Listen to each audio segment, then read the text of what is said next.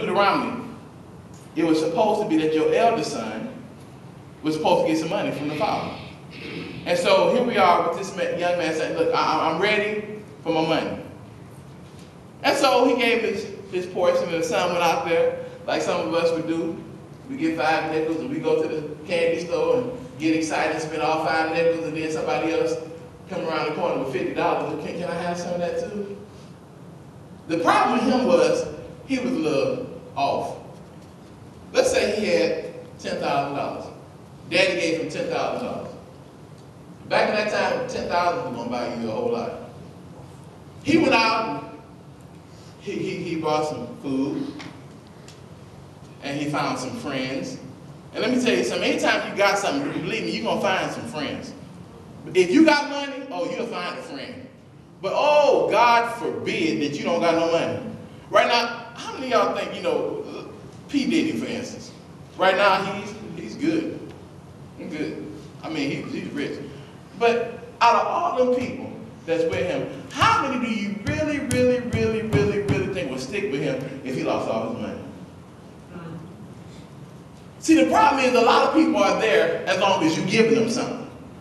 Give me. But the moment you say, I ain't got nothing else, for real, you don't have nothing? No licorice? Non-laters? Jujubes? Laffy Taffy? None of that? No, I ain't got nothing. I think I hear my mama calling me. And so we'll talk later. And that's how people are. And that's what he found out. When I needed people the most, they turned their back on me. And some of y'all have that same experience. When you needed people the most, all of a sudden you found out that they're not there. Oh, no, my guy right there, man, I'm telling you, I could be broke as a joke, and he always going to be there for me. Watch. And some of y'all find out even being in areas where you're isolated from everybody else, people don't rate you. People don't call you. People are not asking about you. Matter of fact, you know what they call the forgotten list. And it's a horrible thing to feel like that, but it's the truth. I have a cousin right now. He had an aneurysm. Back in this is old. He had it in like 93, 94. And he was a popular person, popular. All kinds of friends. Best friend had a beautiful girl. All kind of good stuff. He had that aneurysm.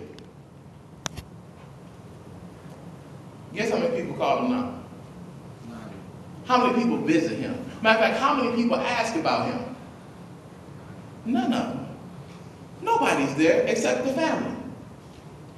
You know why? Because people forget you. When you no longer have anything to offer them, they don't want to be bothered with you. It's a disconnection there. And see, that's why it's so important to have a connection with somebody that cares about you regardless of what you have. That's why I tell people, you better be careful who you try to get with, who you try to marry, who you try to think you dating. Because guess what? They may be dating you right now because you have something. But God forbid you lose what you got, they ain't wanting you no more. You better find out who a gold digger, who's real, who's an associate, and who's a lifetime person. Because a lot of these people out here, they're not lifetime, they're temporary. They need to have a shirt that say temporary on the front of them. Because that's all you are, you're temporary. You ain't no real friend. Real friends will stick to you no matter what. Look, they'll tell you musty, you stink, you ugly, brush your teeth. That's what a real friend will do. Your fake friend will tell you, ooh, your hair is beautiful. Man, that crust in your eye, that don't look that bad. Man, your breath is, woo, man, great. I tell you, no, I need somebody that's going to tell me the truth. That's what you need. You need people that's going to be real. We have a lot of people that's fake. Real ice cream, I'm telling you, will mess a person up. That fake stuff, I don't know how many of y'all have. How many of y'all think y'all have real ice cream? Raise your hand. Real ice cream. Real. I'm going to tell you what real ice cream is. Real ice cream is what we had to make one Thanksgiving. Sitting down in the basement. And what they did was they gave us like a mop bucket. They gave us some ice. They gave us salt. They gave us some kind of dairy mixture they had already made. And it was in this long cylinder. And they told us, now go in the basement. and make ice cream. I said, what's this? We ain't got no machine. Plug it up. You are the machine. For real? We took that mixture and we had to sink the cylinder into the mop bucket like thing. We put ice all around it. And then we had to put salt over the top of the ice. And there was this little lever on the side of it that we had to grind. And we would grind that, and we would grind it, and it would start turning, and we grind, and we grind. The ice began to go down, and they said, put more ice in and put more salt and keep grinding. And so we did that. I'm talking about my muscles was just like, I was swollen on one arm. Anyways, I was sitting there, and I was just working and working, and I'm just like, man, this is gonna be some good ice cream. And so after like the third or fourth time putting that ice in, I said, man, it's probably done now. It's done. My aunt said, you ain't finished. I'm like, you ain't even looked. We took the top off and there was still water. She said, oh, you got a long way to go. It took us like 4 hours of constant grinding to get that ice cream. All but when we got it. They only let us have one of them. Y'all know how y'all got the med cups? It was like half of a med cup that was cut already, and one little white spoon. Yeah. One of them. I'm thinking, you had me working, doing this, and all I get is a half of a med cup? After all this work? You know I wanted to tip the ice cream over, right? But anyways, that was 4 hours of work. After I ate that little bit of ice cream, my stomach said, hold up, wait a minute. This is something we ain't had before. And I'm thinking to myself, but I done had Breyers and all. It's something about real ice cream that was, woo. I hope one day y'all get to taste it. I'm talking about some real ice cream. It's something about being real. That, you know, even in alcohol, some of y'all know about this. They have stuff what they call 100 proof. Anybody know about that? Don't raise your hand, I don't know. It's authentic, it's all the way there. But then you have what they call artificial.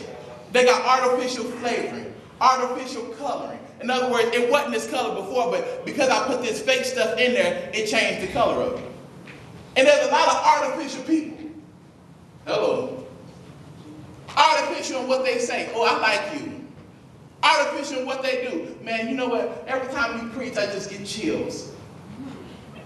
Man, just keep preaching. And the truth is, you're like, if you don't shut your mouth, why don't you go sit down, go home, do something different? You don't got to be here. Artificial. But I'm looking for some real. I need real people to connect with because, you know, real people get you real jobs. Hello. Real people help you get some real money. Real people will help you go places in life. The fake folk will leave you where you are and make you worse than what you are.